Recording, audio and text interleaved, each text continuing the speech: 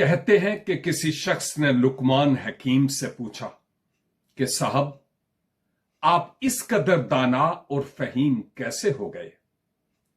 تو لقمان نے جواب دیا کہ میں نے یہ حکمت اور دانائی اور عقل مندی بے وقوف لوگوں سے سیکھی۔ کیا؟ بے وقوف لوگوں سے؟ ان سے کیسے؟ ہاں، میں نے ان سے سیکھی کیونکہ جب وہ کوئی بے وقوفی کا کام کرتے تھے تو میں نے ان بے وقوفیوں سے سبق سیکھا کہ میں وہ بے وقوفی نہ کروں، اور یوں میں نے اپنے آپ کو سمجھایا اور ان غلطیوں سے جو دوسرے کرتے تھے سبق سیکھا اور خود دانا بن گیا۔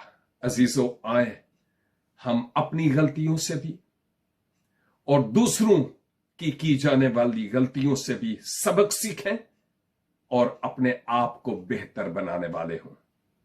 خداوند آپ کو برکت دے۔